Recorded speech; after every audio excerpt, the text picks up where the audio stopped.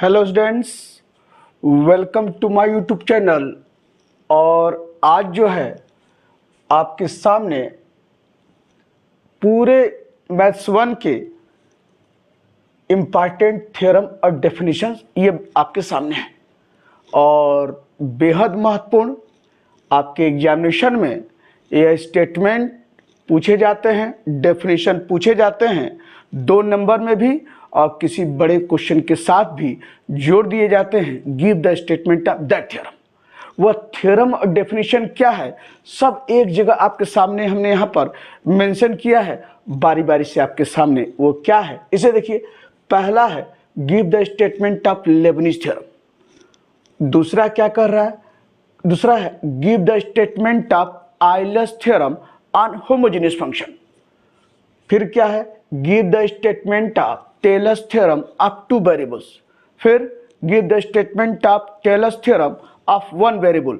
फिर क्या है give the statement of Maclaurin theorem. ये सब बिल्कुल आपके दिमाग में बैठ जाना चाहिए क्योंकि पेपर में 2 नंबर में से आप जनरली इसमें से पूछे जाते हैं और तमाम कुछ डेफिनेशन या स्टेटमेंट जोड़ दिए जाते हैं बड़े क्वेश्चन के साथ। तो मैक्लॉरिन थ्योरम के बाद give the statement of Cayley Hamilton theorem. और यहाँ फिर कह रहा है डिफाइन हर्मिशियन मैट्रिक्स और स्क्यू हर्मिशियन मैट्रिक्स, उसकी डेफिनेशन बताइए। फिर डिफाइन यूनिटरी मैट्रिक्स। फिर क्या है डिफाइन गामा फंक्शन, उसकी डेफिनेशन और बीटा फंक्शन की डेफिनेशन क्या होती है ये पढ़ कर जाइएगा। फिर क्या है give the statement of Dirichlet theorem or Dirichlet integral, उसका स्टेटमेंट क्या है। ट्रिपल इंटीग्रेशन पता है ना, if L M N are all positive then triple integral x का पावर L minus 1 y का पावर M minus 1 z का power N minus 1 dx dy dz is equal to gamma L gamma M gamma n upon gamma L plus M plus n plus 1 where V is the region x is greater than or equal to 0, y is greater than or equal to 0, z is greater than or equal to 0 and x plus y plus z is less than or equal to 1।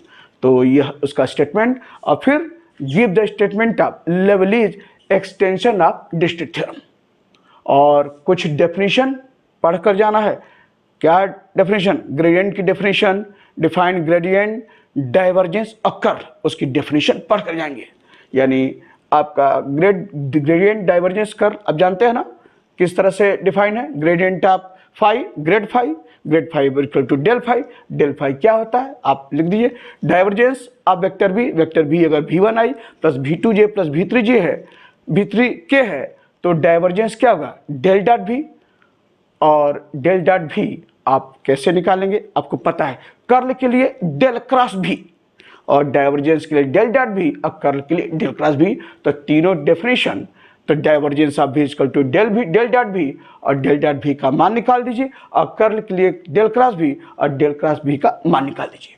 और फिर ये 3 बेहद महत्वपूर्ण, यह हर बार बीच में से कोई ना कोई पूछता रहता है, यह बिल्कुल उसके दिमाग आपके दिमाग में बैठना चाहिए। Give the statement of greens theorem, उसका मैथमेटिकल क्या है एक्सप्रेशन, बिल्कुल डबल इंटीग्रल वो जरूर भूलना चाहिए, वो नहीं गड़बड़ना चाहिए। Double integral five d x plus psi d y equal to integration of ये आपका है ना five d x plus psi d y और सी बराबर क्या होता है double integral del psi by del x minus del five by del y और ये है डी एक्स डी वाई। यह बाकी वर्ड में जो आ रहा है वो तो लिखेंगे ही, लेकिन यह लाइन बेहद महत्वपूर्ण है, यह गड़बड़ नहीं होना चाहिए।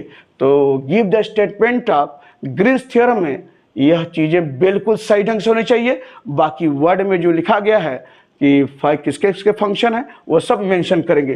तो give the statement of greens theorem के बाद फिर क्या है give the statement of Gauss divergence theorem और फिर उसका भी मैथमेटिकल लाइन।